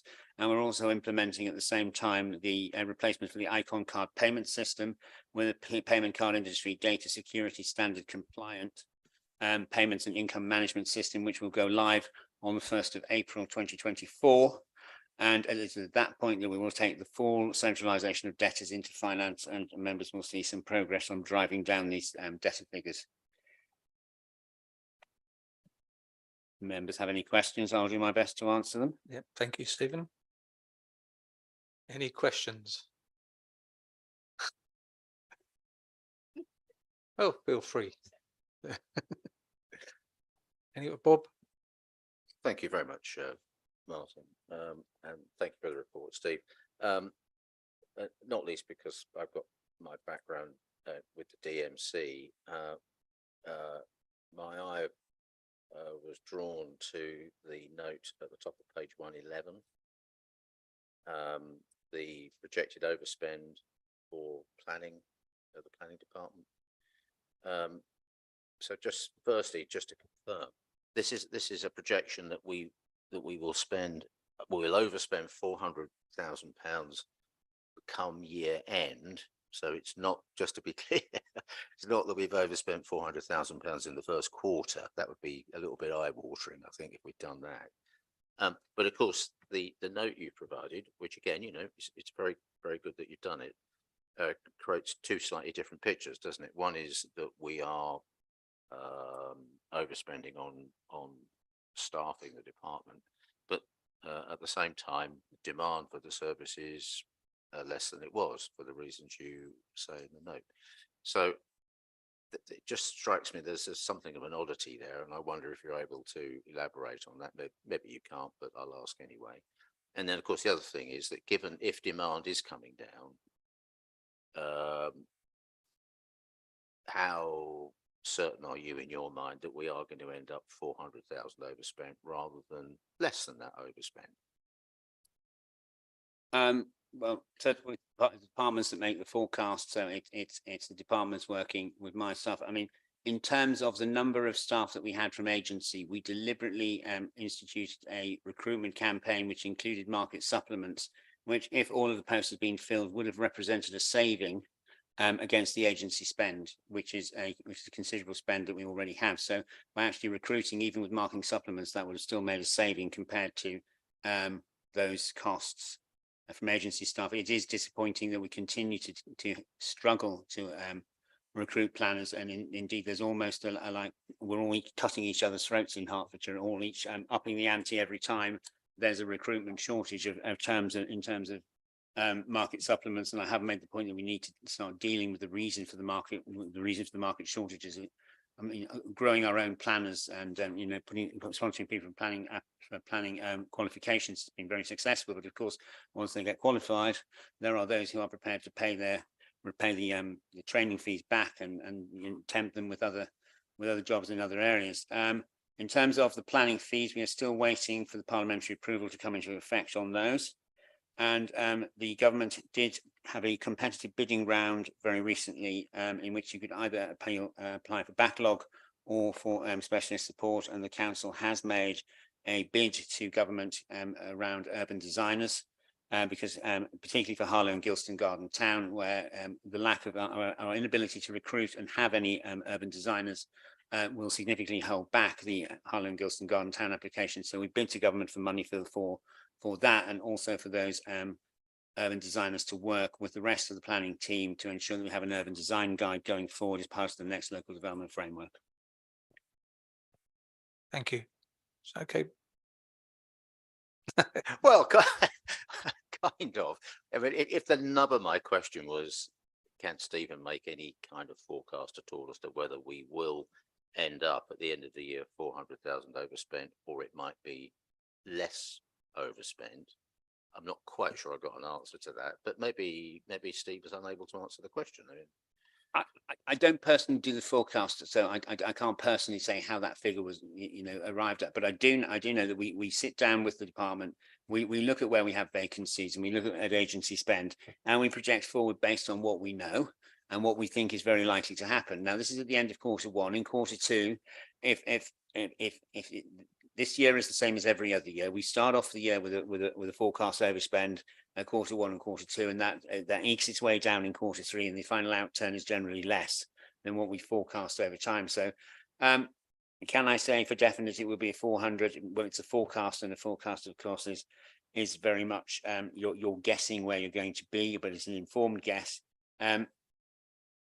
I think our forecasting is pretty good here, and at East Herts departments have certainly we're very hard on working on those forecasts with the finance staff that we have. We're very short of finance staff at the moment, so we are in the process of recruiting at the moment after the service restructure. So in terms, but the planning do have the support of an accountant who's been here for a very long time. So I'm satisfied that the forecasting is robust. That's what their best estimate would have been of the forecast at the end of quarter 1. It will undoubtedly change at the end of quarter 2, and again at the end of quarter 3. That's fine. So in effect, we can track this as the quarters pass, can't we?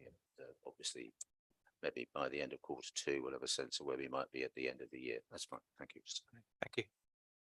Chris.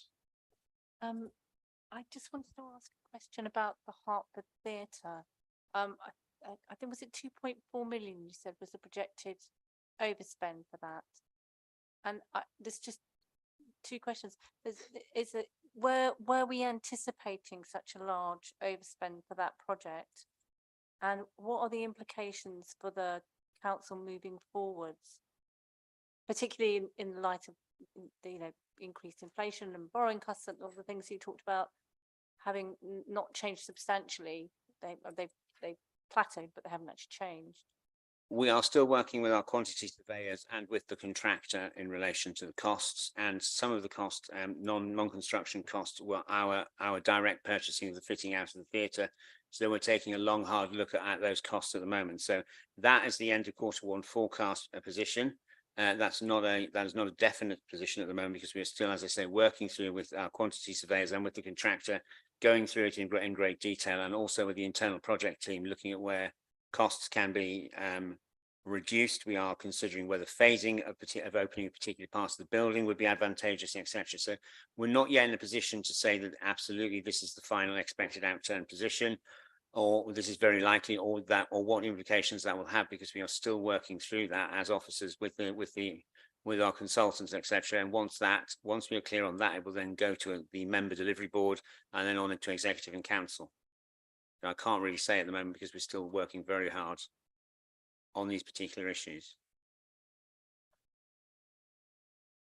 I just wanted to, where did the bill? I can understand it. It's like trying to work out what the future is going to hold is very difficult. But where did the figure come from to start with this? Because obviously there must have been some starting point to think, okay, it's going to go 2.4 million over, and the 3.4 million is effectively coming from the contractor, because the contractor has said that there's been particular movements in prices. The bid was subject to a number of provisional sums as well on particular areas in the contract, and those provisional sums have been proven to be too low. And as I say, we all know what inflation has been doing in prices, etc. We have actually cancelled certain things being purchased, specialist chairs that would have risen out of the floor, which were very expensive and bespoke, and we said no, you can't have those because they're just too expensive and not affordable in this context. So we are looking still through all of the value engineering options, through all the fit out options, and we have the quantity surveyors going through what the contractor is rendering to us, as their bills. Some of their cost increases are reasonable because you can track it in the market and material supplies, etc. But until we've gone through that detailed process, we're not yet in a position to say that's a definite overspend figure on the theatre and what that implication will have. Because obviously what we will need to do is to try and bring these figures back as far as possible onto budget. Because it's simply not sustainable or affordable to keep just throwing money at a particular capital project. So they are going to have to keep up to their budgets, and if they can't, then we have to take some hard decisions about whether we actually don't open it or open part of it, or we fit it out in a different way, etc. So those decisions are for members though, and once the officers have worked through the particular implications with the contractor and the quantity surveyor. Thank you. Thanks. Very full answer. Thank you very much. Thank you. Any more questions?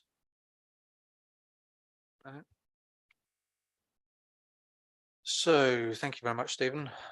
Members, the 3 recommendations for this item are detailed on page 104 of the agenda pack. Recommendations for Audit and Governance Committee. The net revenue budget forecast overspend of 403,000 be noted. The capital programme forecast overspend of 490,000 be noted, and the forecast overspend on Hertford Theatre of 2.645 million and officer actions to reduce this figure also be noted.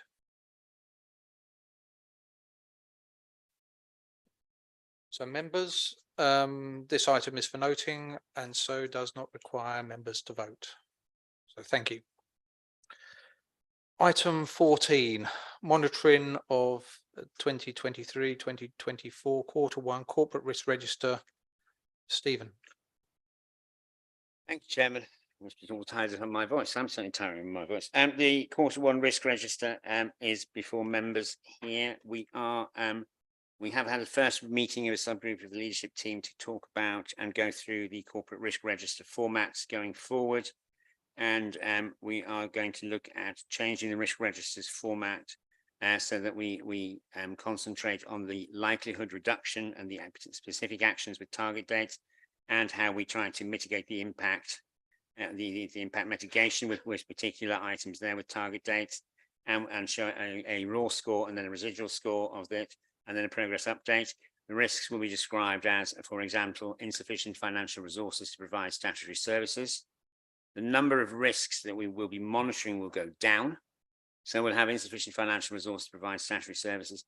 We'll break the IT one into data loss and cyber attack. Staff capacity will remain, failure of major contractors remain. Governance failure will be a number of the current risks in here related to governance amalgamated together. A local plan not in place, and lack of mitigation and adaptation to climate change adversely impacts on service delivery. And they will be the very shorter ones that we will monitor against, but they will all be very much about how the likelihood reduction, how we're reducing the likelihood with specific target dates and the officer responsible for doing those, and also how what actions we're taking to mitigate the impacts of it as well. So that we'll hope to have to your next meeting. But that needs to go through the process of leadership team moderating and agreeing it, and then coming on to the committee. So we have listened to members in wanting a more focused risk register, which is very much action based and focusing very much on what we're doing and actually how we're progressing on those actions as well. So in relation to the current risk register, it follows the usual format with updates in the current position boxes. Scores have not significantly changed across the piece. And as I say, we hope to have that new risk register format for members to look at and comment on at your next meeting. Thank you, Stephen. So does any member have any comment or questions for Stephen relating to this? Oh, Jeffrey. Thank you. Apologies if we actually went over this last time. I can't quite recall. I'll ask the question, then you can tell me maybe. And it relates to the number 3, which is the IT failure versus impacting on cybersecurity, etc. Obviously, we have had instances in the past. We've lived through them, and we know what the impacts they can be. So certainly, the impact should surely be as high as it is. But the likelihood is still rated as being high, and knowing the range of actions which have been taken over the last few years to improve our IT infrastructure and cybersecurity, is it still being deemed as being such a high likelihood? The recommendation asks us to sort of put forward actions for officers to pursue. I'm not sure I know what the action would be, but it might be something we might still want officers to maybe look at and maybe come up with some thoughts. Thank you. Thank you there. Thank you, Chairman. There are particular issues around the council's that's why we're planning on breaking this particular risk down into cyber attack and data loss, because obviously recent data losses, particularly from payroll information in the police services, had quite significant impact. So that's why we want to break it down into data loss and cyber attack. Cyber attack, we continue to be at risk of cyber attack. Indeed, the number of state players who've been indulging in cyber attacks on the United Kingdom since Russia invaded Ukraine has gone up. We are in the process of going through the cyber treatment plan. We still have a number of vulnerable servers on operating systems that should have been retired, and we're still going through the process of going through those and switching them off and moving on to either, generally speaking, into the cloud. There is still a way to go. We are much in advance of Stevenage, Stevenage Borough Council, which still has a number of Windows 7 computers in operation. We at least do not have any of those anymore. And we're moving forward on those. Obviously, for instance, moving the financial system into the cloud and the payment system into the cloud, and indeed even the humble door entry system in this building will be going into the cloud very shortly, because we're currently running on servers which are out of support and out of date. So there are still issues there which we are still working our way through and putting a cyber treatment plan in place. So it is still a high risk, and that just by the sheer volume of attacks that are going on as well, that's why it's scored the risk it is. But we are working extremely hard and as fast as we can to eliminate the vulnerabilities in the systems. Thank you. Any other questions, Bob? Thank you again. Thank you. Page 118, the table, color-coded table. I'm just a bit surprised to see item 2 as amber. In the B3 box, my point really being that the focus of item 2 is governance. So there seems to be a suggestion that we're not quite sure that our governance is maybe as resilient as it could be, which comes as a little bit of a surprise. I think that's why we're changing the risk register, because this risk started off being very much about local economic conditions, and it's almost grown out of, it's almost gone a bit too far. It's grown out. It's become too vague and too wide, and it does reference governance, but as you can see, there's also climate change in there, local taxation systems changing, unitary authorities and replacing exchequer grants. It was becoming a sort of crystal ball when the government was very much saying, well, we might abolish district councils and just create county unitaries. So it was trying to, it started to get sort of like grow out of control a bit, which is why we want to refocus the governance risk down to what is actually governance. And I mean, some of this is just external political environment, which there's nothing we can do really to mitigate or control in any way, shape or form. If the government decides to abolish business rates tomorrow, that's in the gift of government, and nothing East Herts Council I think could do about it. So this risk it's a bit badly worded at the moment. We admit that, and that's why we are now going through the new format of the risk register and sharpening up what the governance issues would be, what the governance failure points would be, and what the mitigations and controls are in place. I don't think we're saying the governance in East Herts is failing. Indeed, the next item on the agenda is the annual governance statement, which refers to the 22-23 financial year. So I think that goes into a great deal of detail about the governance arrangements in the council and the action plan for the year coming up. Okay, thank you. Yeah, Bob? good. Thank you. Good answer. I looked at the notes that expand on that item 2, and it seemed to me that quite a lot of the content of that didn't go to our governance at all. So it's a good answer. Thank you. Thank you. Any more for any more? Independence? You're good. Okay, thank you. On that basis, then, the formality. Members, there are 3 recommendations for this item detailed on page 116 of the agenda pack. Recommendation for Audit and Governance Committee, the 2023-2024 Q1 Corporate Risk Register be reviewed and officers advised of any further action that could be taken to manage risk. An update to risk titles are agreed. And finally, risk number 12, outbreak of disease in humans impacting on service delivery and our residents, is incorporated into risk number 13, inadequate business continuity plan, emergency plan, and its impact on the council and its residents. So to ask for a proposer and a seconder. Thank you. So that's Sue and Jeffrey. Thank you. Members, could you raise your hands and indicate whether you are in favour or against? Those in favour, for? Unanimous, thank you. Then it is carried. So item 15, draft annual governance statement. Stephen, sorry, your turn. Thank you, Chairman. I'm sure members had read this with great interest. It's the annual governance statement. We are required every year to review the council's annual governance and produce this annual governance statement, which is published alongside the statement of accounts, and it sets out how the council goes about the business of governance and resources of direction in accordance with the agreed policy and to agreed priorities, sound and inclusive decision making, clear accountability for the use of resources in order to achieve the desired outcomes for service users and communities. So it goes through all of the assurance cycle of the understand, plan, do and review. This is all based on the CITFA and SOLACE, CITFA Chartered Institute of Public Finance Accountancy, and SOLACE Society of Local Authority Chief Executives of the governance framework.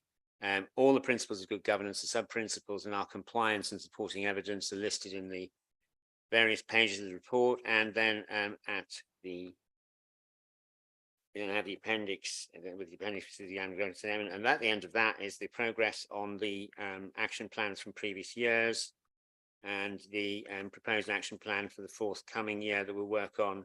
So, and that comes from the results from the review of effectiveness. So, the implementation of the high priority recommendations related to IT has been completed. Procurement strategy will now come as part of the 24-25 budget round. We are hopeful the procurement bill will receive its royal assent before Parliament is prorogued or even dissolved for the next election. So we're hopeful of that, and that will then become in accordance with that. The asset management plan was completed and approved by Council on the 1st of March. ICT resilience, we are still in progress on the soccer team review.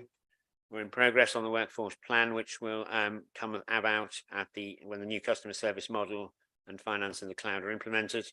And governance issues moving forward for the next year, we are going to look at our communication strategy, our consultation strategy, the member officer protocol for working in a no overall control council, which we put in place, and contract procedure rules, which will be done as a result of the changes to the procurement bill when it becomes a procurement act. So our current contract procedure rules refer to lots of amendment regulations and temporary items which were put in place during Brexit transition, which will now have to come out, and it will now need to be in accordance with the procurement bill. So as well as doing the procurement strategy, we will rewrite the contract procedure rules as well.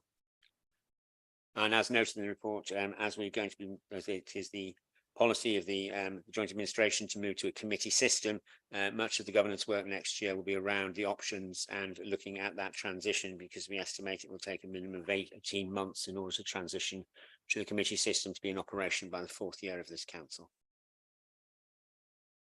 Thank you, Stephen. Questions and comments? Thank you, Nick. Yeah, it's hugely comprehensive statement, which is great. Is in effect is it sort of self-assessment against the criteria? Is there any sort of overview assurance provided for all the statements that have been made? Well, it's basically the monitoring officer and I going through and looking at all of these and saying where's the evidence that we're actually complying with it, which is why we're trying to show that in the compliance and evidence box. Also, the external auditor looks at this because it's published alongside the annual statement of accounts. It's not part of the accounts. There's no audit opinion on it, but it's published alongside. And what they do is they look down this and they make sure that from their cumulative audit knowledge and experience, this isn't out of line with what they know or what they expect. So I think as well as an internal audit look at this document as well. And I think if there was anything that was glaringly wrong, I'd have my collar felt by them as well. So we do try to show where the evidence is as well that we've got, how we've come to this conclusion. But it is mainly James and I who spend many rip-roaring hour going through this. Yeah, thank you. It's reassuring that there is that review by the auditors as well. Thank you, Nick. Any more? I think you're okay, Steve. So the formality here then. Members, there is one recommendation for this item, which is detailed on page 145 of the agenda pack. So the recommendation for Audit and Governance Committee that members review the comments on the draft annual governance statement for 2022-2023. So I need a proposer and a seconder, please. Sue. And seconder, Jeffrey. Thank you. So members can raise their hands to indicate whether you are in favour or against. Those for, please. Thank you. That's unanimous. That is carried.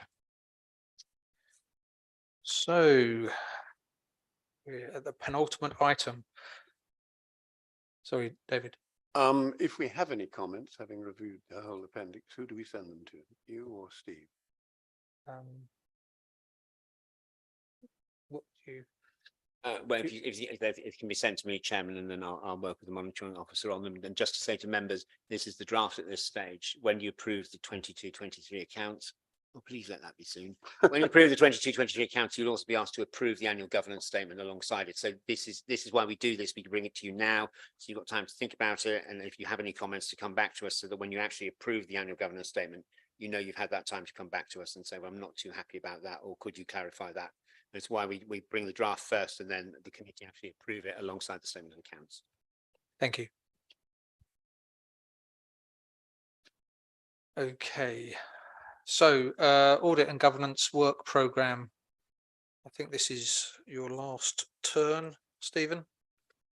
Thank you, Chairman. At the next meeting of the committee on the 29th of November, I'm intending to bring our Treasury Management advisors in to train members up on Treasury Management. We are currently, we're about to start evaluating tomorrow a tender for the Treasury consultants, so it might not be the last Treasury consultants who will do the training, but we'll certainly have them in. The annual infrastructure funding statement report, which is basically how the council's updating on its section 106 planning contributions, will be presented by Jackie Bruce, our infrastructure contributions manager. Assets Audit Services will present the annual or their external audit planning report for 23-24. I live in hope of EY producing their external planning report for 22-23 and maybe something on the 21-22 accounts. There will be a update report on the budget and medium-term financial plan going forward, and shared internal audit service annual progress report and the fraud service progress report. We'll also have the annual treasury report for 22-23 and the mid-year review for 23-24. The strategic asset register Q2, hopefully in the new format, and once again the committee work programme. And your meeting on the 30th of January is the budget scrutiny exercise that you go through, in which it's normal for the chairman and vice chairman of Overview and Scrutiny Committee to be invited to join the committee for the purposes of scrutinising the budget. Sir Williamson will be enjoying himself and not being interrogated this year.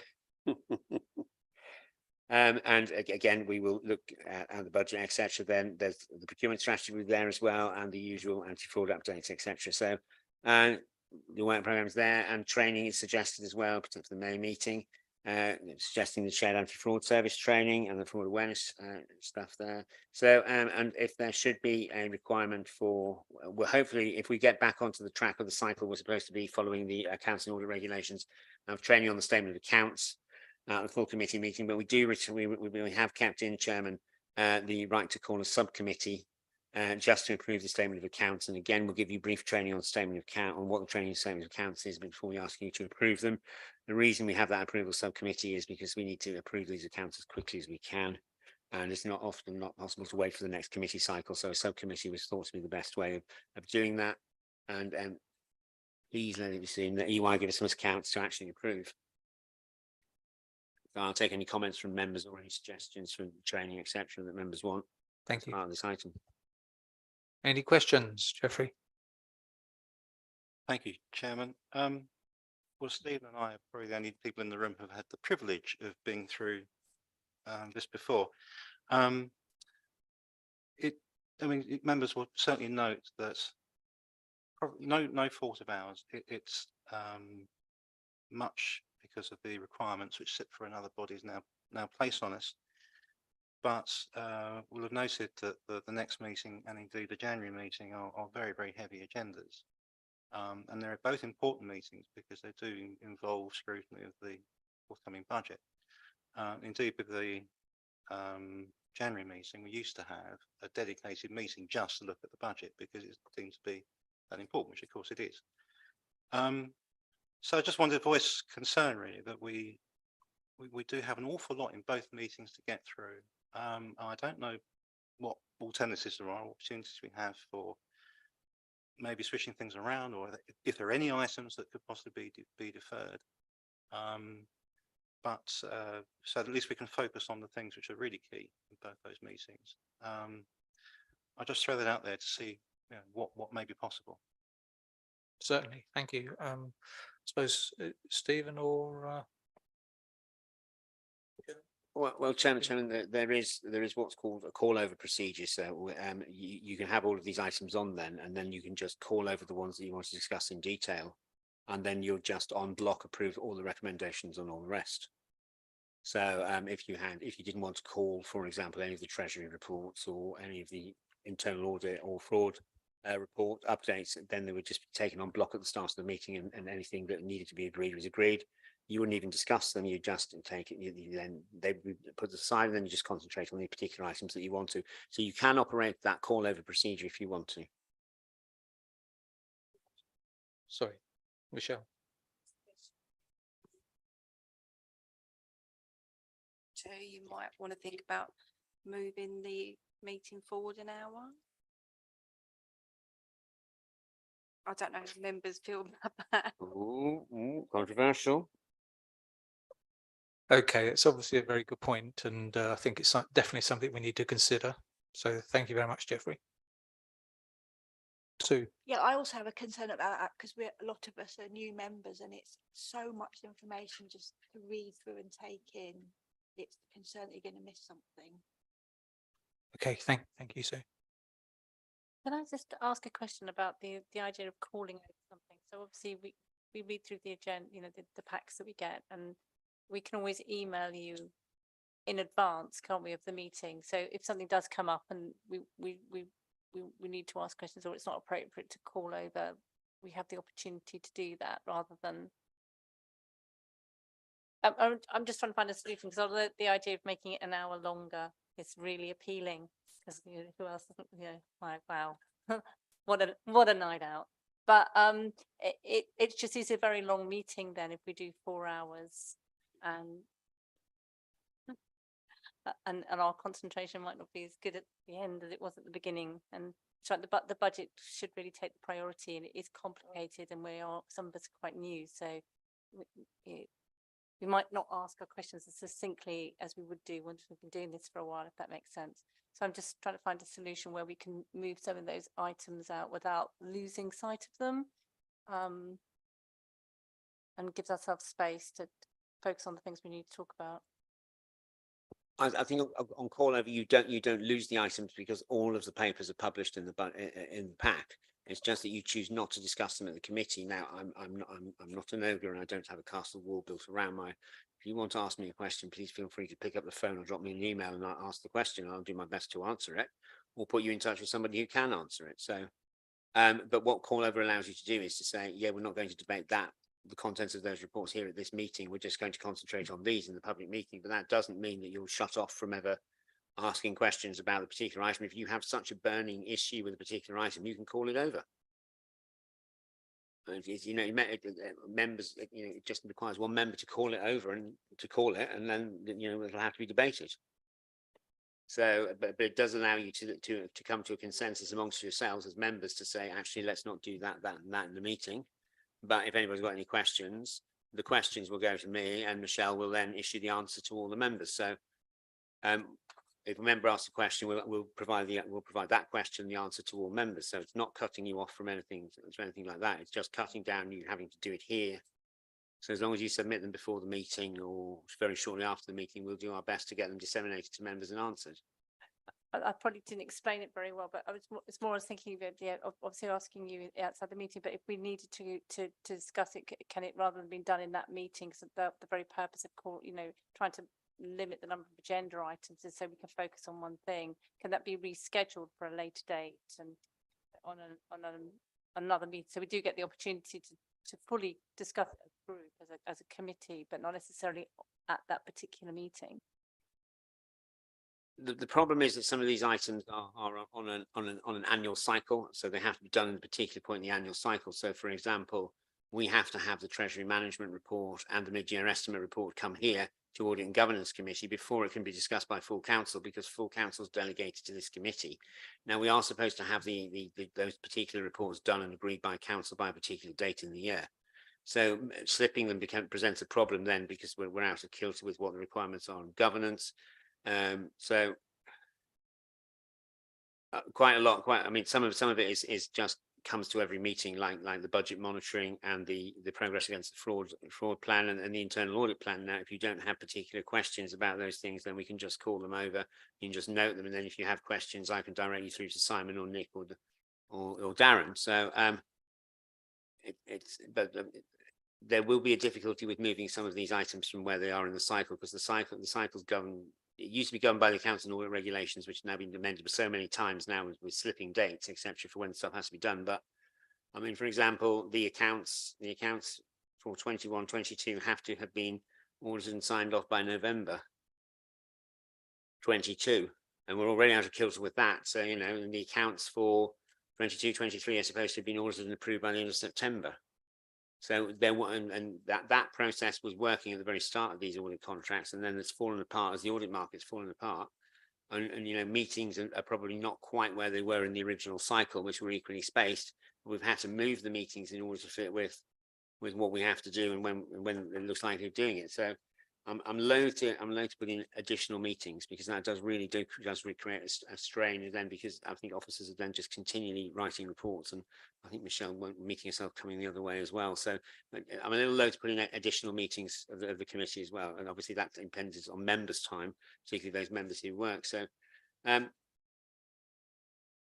not really helping, am I, in this respect, because you're wanting to discuss all the reports, and you're seeing the call over as a bad thing. So maybe use the hour early.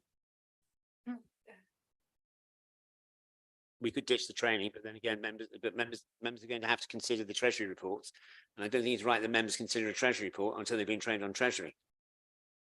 Otherwise, they won't know what they're looking at in the Treasury reports and the importance of what they're doing on behalf of council.